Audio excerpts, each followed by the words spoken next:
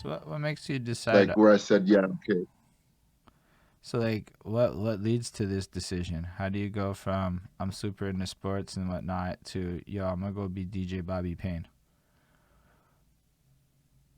Okay, DJ Bobby Payne came way after though, but Fair, or at least to start the DJ world or whatever you but got into. um I was a baller, you know. I used to play ball. Okay. Okay. I was a baller. I got What? injured. I got injured and I couldn't ball like I used to. Mm. So um whatever. But I used to whatever. I used to go to parties, a lot of parties, different parties. Um and I love just the vibe, you know. I just love, just the vibe, you're in a party, you're dancing and you know, you're picking up women and them vibes, those that attracted me to the whole party scene, And then one day I was in a party and I was listening to a DJ. The DJ's name is Quite Sing. Mm. And he was mixing and I was like, yo, it'd be dope if he mixed this track with what was coming up. And he actually did it like live. Like it actually came in at the time when I said, okay, yeah. And the track he mixed it was Jay-Z, Get Your Hands Up. I think that's what it's called. Anyways, that was a track I was like, yo, he should mix it with this and the place is gonna go crazy. And he did it and the place went crazy. Hmm. Right. And that's when I was like, yo. And then like there's other tracks I was like, yo, if you played this track, if you played this track, and he played them. You understand? And I was just looking at the crowd reaction. I was like, yo, I could do this. Mm. You get what I'm saying? Yeah. And that was hip hop. I wasn't really a hip hop head. I wasn't really. I was more of a dancehall reggae guy, And I was just thinking, if I could select music like that, then um, then I could be a DJ. But I was more of the kind of guy who, okay, let me go back. Do it. When I used to play ball, we used to have road trips, and I used to pretend I had a mic, and I'd be, let's say, music would be playing. I would pretend like to intro the music, you know. Yo, cool. So I used to feel like I was a Mike's man because I used to listen to sound clashes on tape, and I used to hear these guys talk and intro songs. Hold on. What's the It sound? was like a competition. Sound clashes with a competition between two DJs, and they'd play dub plates, and dub plates are like 45s, whatever. And each song would have a specific song or a specific remix to like disrespect the other sound. You understand? And the guy who used to talk on the mic was what I was interested in. I liked the whole talking on the mic and bringing the energy to give that record even more energy. You get what I'm saying? Yeah, Because I music do. is energy, right? Yeah. No, I hear you. So But go on. I feel like that was my calling at that point. You understand?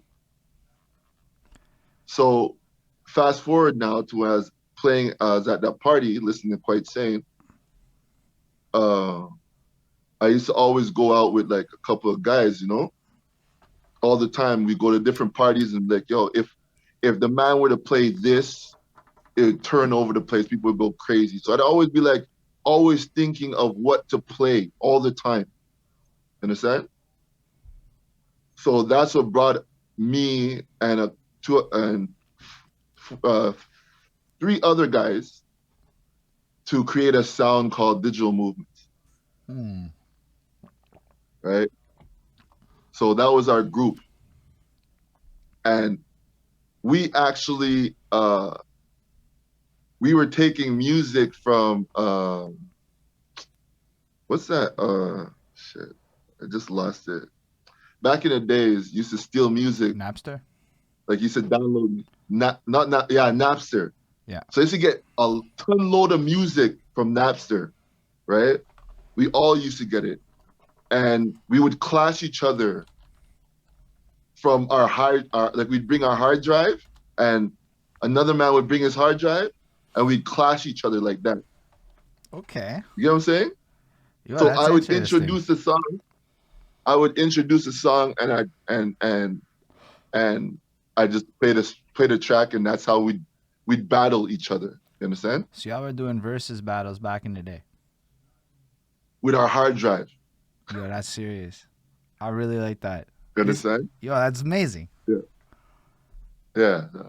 And yeah. so, and you guys would like you would do this at parties. Or you would do this like at home, just kind of like together. No. This would be in our base. This would be in our basement though. This would be in our basement. Never in a party. Right. But whatever. We just love music, you know. But if you think, but still, even that, right? That's like a knowledge nugget right there. How do you get your game up as a DJ? How can you like practice and read some shits? Having basement fucking versus battles where you have to like one up the next man's song choice and shit to like perfect your set list. Exactly. By thinking what to play after he played whatever, you know, just being on your toes. You understand? Yeah, that's big. That's cool actually. Like I'm really into that. That's what we used to do. It's like rapping in the park with your boys. Yeah. Exactly. That's exactly it. So that's how we started, you know. And when did you start this? Like what year, if you can remember approximately? 2000. Shit.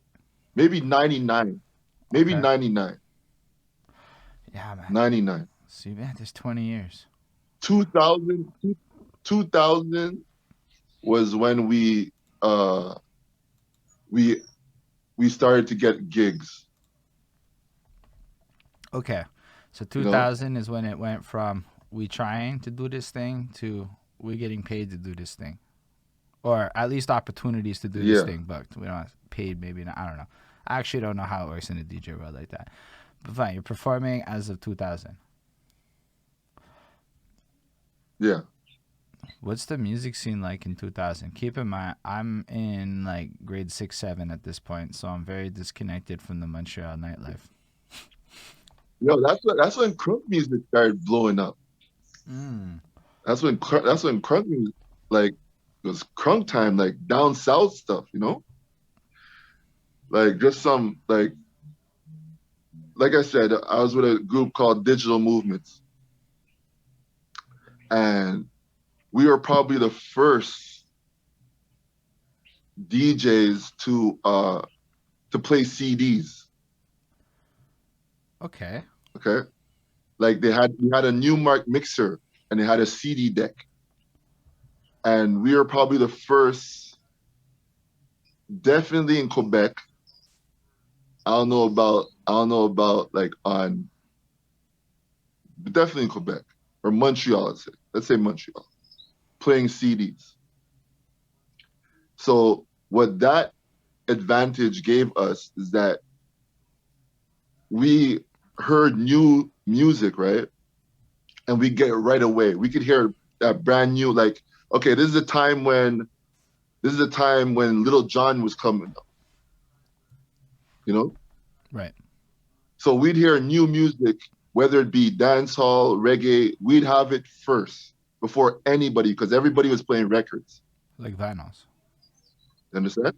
So basically, vinyls. Exactly. So basically, everyone else has to wait for the hot to get pressed, to get put out. They'd be able to get it from that special DJ store that people talk about that is there. And then you, on the other hand, are like, yo, let me go download that shit, pop it onto a burnt disc, pop it in, ready to go same day almost. Same day. Right? Yeah, that's a huge advantage. So